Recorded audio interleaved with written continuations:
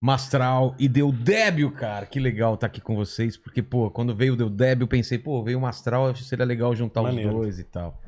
E a gente tava conversando aqui antes de começar de entrar, a gente tem um monte de coisa em comum na Então, vida. tem uma história que é meio une de vocês que você estava contando da seita, né? Que é Então, acho que dá pra revelar. A gente descobriu o nome dele, é Marcelo também. Sim. E antes dele, teve um outro Marcelo, que era o Marcelo Mota, que foi procurado também. Ele era telemita.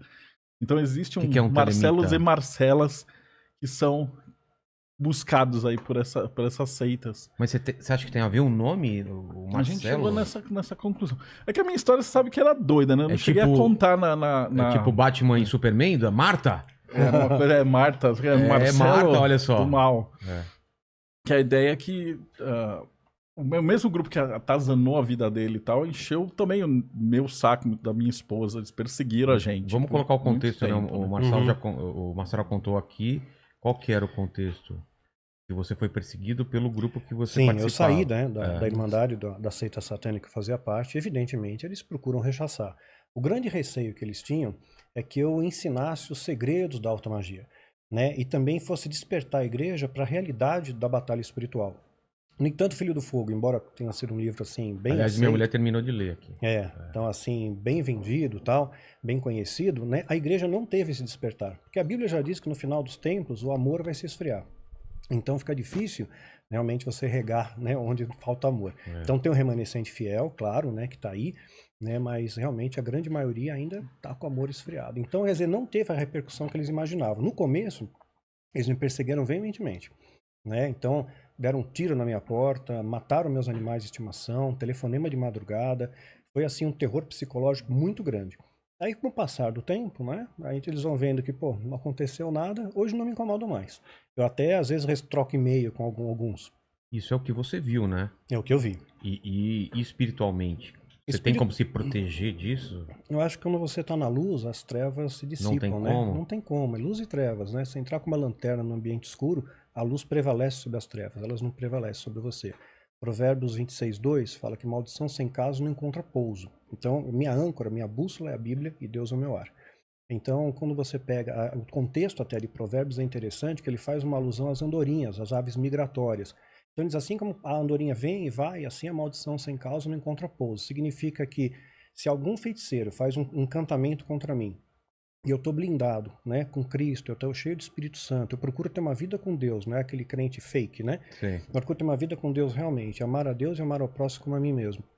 Então, colocando esses valores em prática, né, eu estou blindado, né? Então, quer dizer, o feitiço vem, ele ricocheteia, como diz até o termo, né? O feitiço voltou contra o feiticeiro. É o que Provérbios acaba narrando. E esse lance de batalha espiritual é tipo uma batalha mesmo, né? As pessoas Sim. estão guerreando no mundo espiritual. E antes de você contar essa história, como que funciona esse mundo espiritual? Ele coexiste com o nosso? Tipo, aqui existe o mundo espiritual? Ou é uma coisa elevada, mais pra baixo? Como que funciona isso?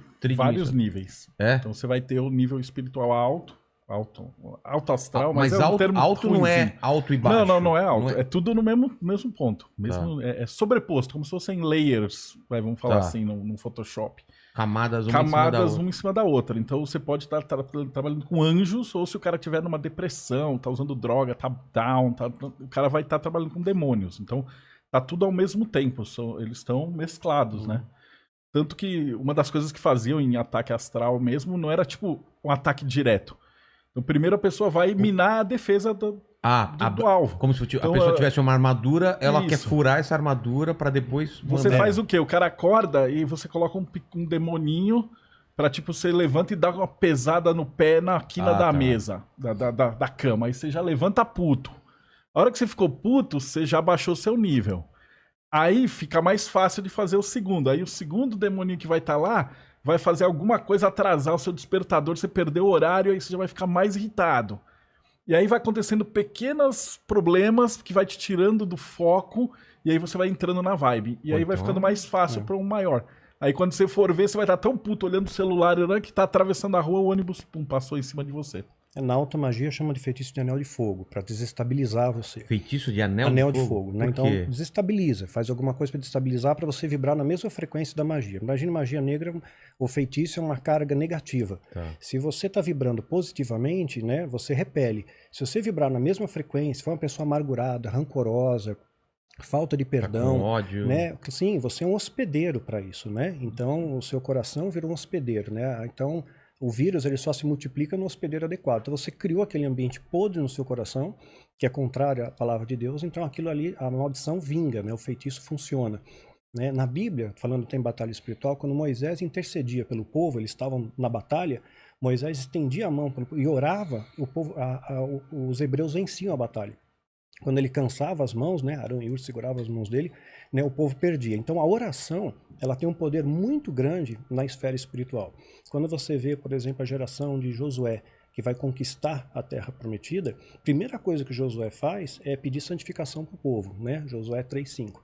Pede a santificação. Então fazia parte da santificação a mortificação da carne. Então Josué 5:3, é só inverter os dígitos, né, fácil do povo guardar.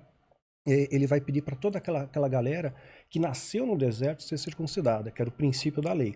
Aquilo revestia eles de autoridade. Então tem que estar alinhado com Deus para ter vitória. Se eles simplesmente fossem sem buscar santificação, sem estar alinhado com os preceitos de Deus, eles iam perder. Por isso que eles tiveram a conquista da terra prometida. Mesmo quando o anjo aparece para Josué, né, no capítulo 5 de Josué, o anjo aparece e está com uma espada desembainhada, pronto para a guerra.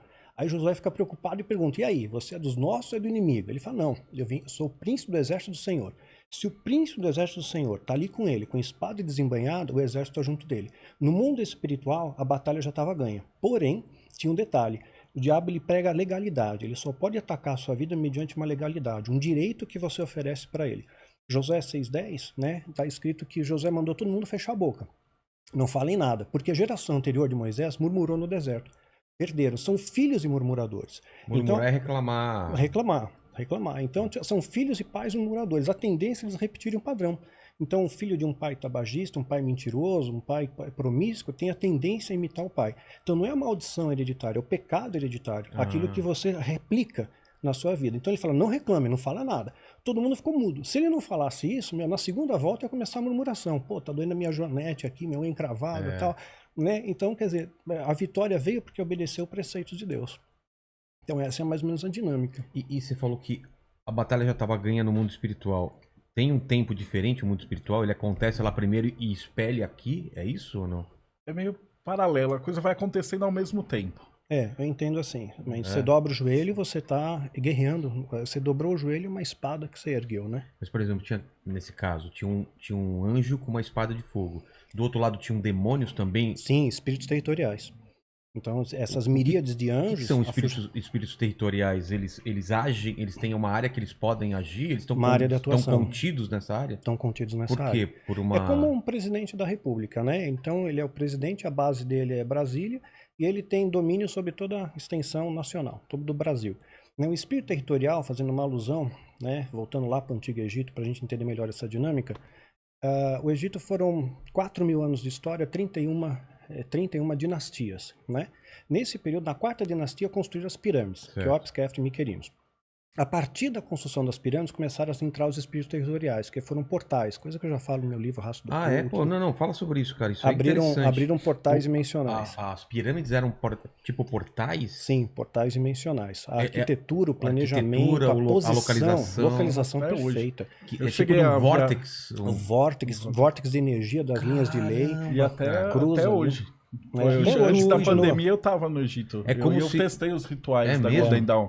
Você fazer o RMP, né, o ritual de proteção e tal, dentro da pirâmide, ela vibra inteirinha, assim, parece que ela tem uma carga energética, produz eletricidade mesmo. Ela tem uma pedra chamada dolomita, que sob pressão ela produz carga elétrica. Então os egípcios estão muito avançados, a posição geográfica... Mas quem que ensinou isso para eles? Demônios, anjos? Quem? Pois é, eu entendo como entidades diabólicas que ensinaram, assim como eles ensinaram a construção de Stonehenge, das pirâmides maias, incas, astecas. Quem ensinou para esse povo que era a forma piramidal? Você vê pirâmide no Camboja, né, os maias, os astecas...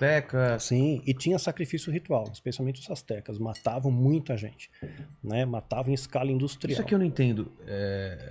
por que essa forma de pirâmide aparece em vários lugares ao mesmo tempo de povos que não tinham Não tinham conexão. Você vê porque realmente é alguma coisa que E tem... dependendo de onde você tá, eles vão imitar as constelações que estão em cima. Por exemplo, aqui no As México... três mais famosas, elas imitam Orion. É? Ali as três. O que é imitar Orion? Do jeito que tá no céu, reflete embaixo. Eles estão na mesma posição. Se você pegar o mapa do céu Sei. e olhar embaixo, as pirâmides estão na mesma posição.